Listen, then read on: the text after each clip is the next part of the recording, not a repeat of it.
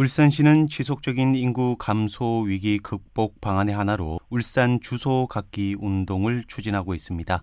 또 남구청과 울산과학대 지역 호텔 5곳은 이 청년 인구 유출을 막기 위한 산학견 협력 체계 구축 업무 협약을 체결하기도 했습니다.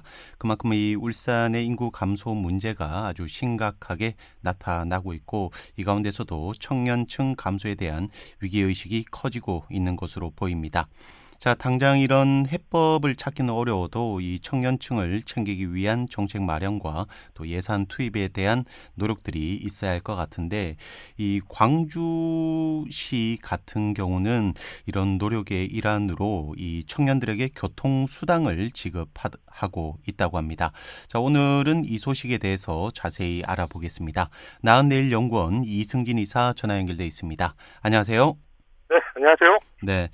자, 이 광주광역시 얘긴데 이 전국에서 최초로 이 청년 교통수당 사업을 시행한다고 하는데 이 지원 규모가 얼마나 되나요? 네, 이 사업은 그 청년 교통수당 드림이라는 명칭으로 운영되고 있는데요. 이번에 발표한 내용을 보니까 올해는 1,800명 정도 모집한다고 합니다. 그 교통수당 30만 원을 주도록 되어 있는데 요 금액은 청년들이 5개월 동안 월 6만 원 정도의 교통비를 사용한다는 통계 결과를 기준으로 책정한 금액이고요. 이 사업은 2017년 이래 한 5,800명 정도가 참여한 사업이고 청년 교통수당은 이 사회 진입을 앞두고 있는 청년들이 안정적으로 구직 활동을 이어갈 수 있도록 돕기 위해서 마련한 제도다. 이렇게 보시면 될 것 같습니다. 네, 벌써 이 사업이 시행된 지가 몇 년이 지난 것 같은데 여기 비하면 좀 참여자 수가 적은 것 같습니다. 왜 그런가요? 네, 이 청년 교통수당은 이 모든 청년들이 받는 게 아니고 가구 소득이 낮은 미취업 청년이 선정될 때 총액 30만 원을 받을 수 있는 그런 제도입니다. 이 때문에 조건이 너무 제한적이지 않느냐라는 비판도 나오고 있는데요. 이 청년 교통수당이라는 이름으로 불리니까 마치 모든 청년들에게 교통비를 지급하는 것처럼 홍보한다 이런 소리인 것 같고요. 이 광주광역시가 처음 이 사업을 시행할 때 보건복지부의 사회보장제도 신설 협의 운용 지침이라는 게 있어요. 이거 사업이 중복되거나 유사하지 않게 조정하는 그런 역할을 하는 건데 이 미취업 청년 대상자 소득 기준을 중심으로 집행한다는 내용으로 승인을 받았기 때문에 좀 불가피한 측면이 있었던 것 같고요. 다른 지역도 이와 유사한 사업은 이 소득 기준을 두고 대상자를 선정하고는 있습니다. 네. 자, 그렇긴 하지만 이 지자체 사업으로는 드물게 또 자체적으로 이 청년들을 지원하는 것 같습니다. 자, 그럼 이 신청할 수 있는 연령대는 어떻게 되나요? 네, 우리나라에서 연령층은 일부 주거복지 정책이나 창업 지원 사업에서 39세 이하로 규정하는 그런 수준을 제외하고 나면 대부분 19세에서 34세 이하로 규정되어 있는데요. 이 가운데 미취업 청년들이 신청할 수 있는 사업이라고 하면 되겠습니다. 네. 그러니까 이 광주시에 거주하는 19세에서 34세 사이에 가구 소득이 낮은 이 미취업 청년들이 대상이 되네요. 네, 그렇습니다. 2017년에 처음 도입될 때에는 신청 대상을 기준 중위소득의 70% 이하로 굉장히 제한을 했는데 현재는 이 기준 중위소득의 150% 이하로 2배 이상 확대했기 때문에 제법 이 폭넓은 소득 구간의 청년들이 신청할 수 있게 됐고요. 또한 이 기초생활보장 생계급여 수급자를 선정할 때에는 해당 가구의 소득이나 재산을 보고 부양 의무자의 소득이나 재산까지 보는데 이 청년 교통수당은 가구 소득만 보기 때문에 적용 범위가 상대적으로 넓은 편이라고 할 수 있겠습니다. 네. 자, 이 기준 중위 소득이라는 말이 또 나왔네요. 이 방송에서 여러 차례 설명을 해 주신 것 같은데 자, 오늘은 이 광주시의 청년 교통 수당과 좀 연계를 해서 간단히 다시 한 번 더 알아볼까요? 네, 일단 기준 중위 소득은 가구 원수에 따라서 달라지는데요. 이 매년 보건복지부 장관이 가구 원수에 따라 발표하도록 되어 있고요.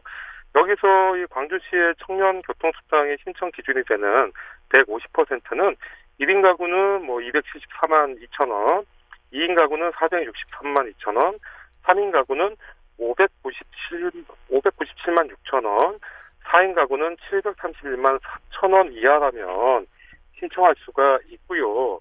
실제 대상자를 선정할 때에는 사실 이 해당 가구의 월 건강보험료로 판정하도록 되어 있는데 직장가입자 월보험료 기준으로 1인 가구는 10만 5,350원, 2인 가구는 17만 7,967원, 3인 가구는 23만 372원, 4인 가구는 28만 13만 5,900원 이하일 때 굉장히 폭넓게 이 신청을 할 수가 있는 겁니다.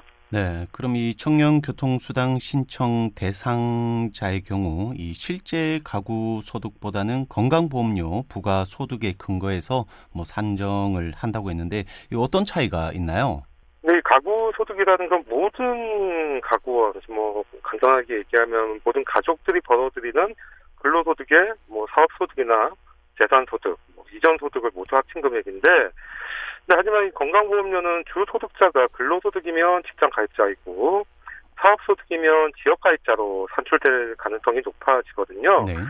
쉽게 말씀드리면, 직장인은 신고된 근로소득, 자영업자는 신고된 사업과 재산에 근거하기 때문에 이 기준 중위소득 매입 50% 이하는 상당히 많은 사람들이 범위에 들 수가 있게 되고, 예를 들어서 자신의 이 기준 중위소득이 150% 이하인지 어떤지 여부를 알 수 없는 경우가 더 많을 거잖아요. 그럴 때는 건강보험료 납입 기준이 우리 집 건강보험료가 어느 정도 수준에 납입되고 있는지만 알면 융통성 있게 이제 신청할 수 있다 이 말씀인 거죠. 네. 그럼 이 광주시는 올해 이 청년교통수당 지급 대상자 1,800명을 아까 모집한다고 했는데 혹시 이보다 더 많은 분들이 신청을 하면 어떻게 되나요?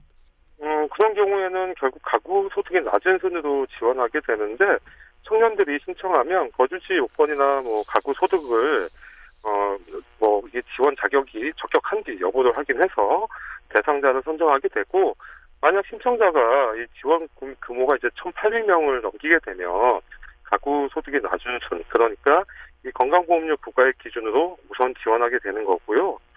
근데 작년에는 한 170명 정도로 추가로 모집을 했더라고요. 그런 걸 보면 광주시는 이 청년들을 조금이라도 더 챙겨보려는 의지를 지금 보여주고 있는 것 같고, 개인적으로는 참 부럽다 이런 생각도 들었습니다. 네. 그러니까 이 울산시도 말만 할 게 아니라 이 광주시처럼 조금 더 실질적인 그런 사업을 개발해야 할 것 같다는 생각도 드네요. 자, 그런데 이 사업을 보니까 지금 모집을 하는 거잖아요. 이 연초에 신청하는 사업은 아닌 것 같고, 언제부터 신청을 하는 건가요? 네, 오늘부터 인터넷으로 이제 신청할 수 있게 되는데요. 희망하는 청년들은 7월 1일부터 9일까지 청년 교통수당 드림 홈페이지를 통해서 온라인으로 신청할 수가 있고요.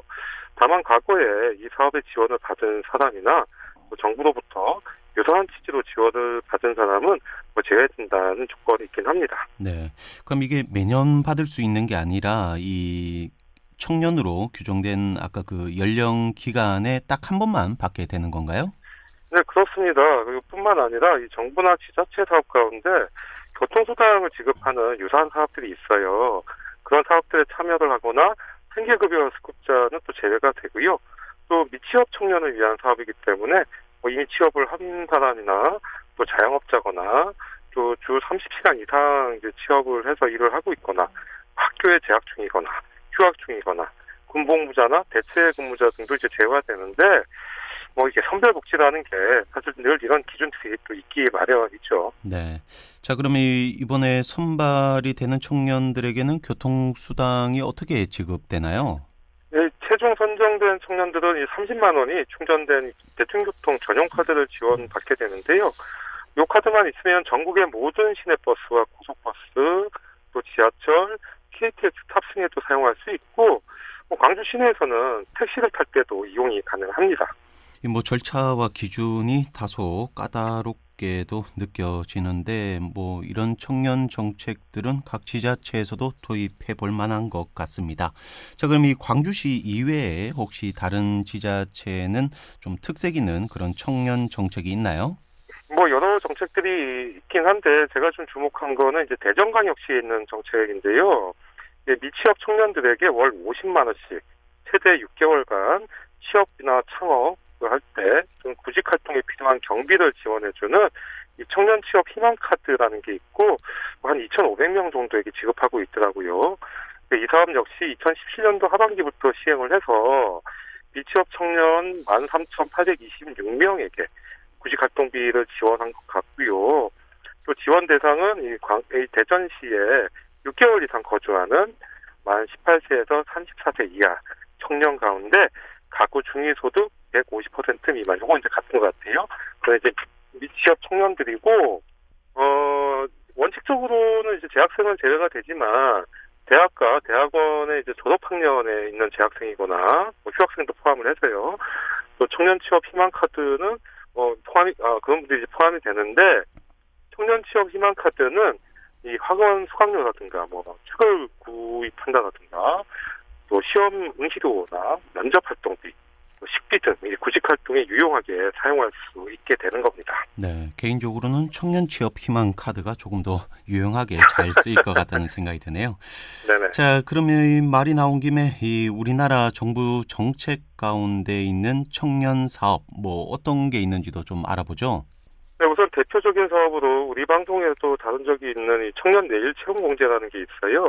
이 사업은 만 15세 이상, 34세 이하의 미취업 청소년과 청년들이 중소기업이나 중견기업에 취업을 하면 장기 근속과 자산 형성을 지원하기 위해서 2016년도 7월부터 시행을 하고 있는데 5인 이상 중소기업이나 중견기업에 취업한 청년이 2년간 300만 원을 적립하면 정부가 600만 원, 또 기업이 300만 원 이렇게 공동으로 적립을 해서 만기가 됐을 때 1,200만 원의 목돈을 마련할 수 있도록 지원하는 제도고요.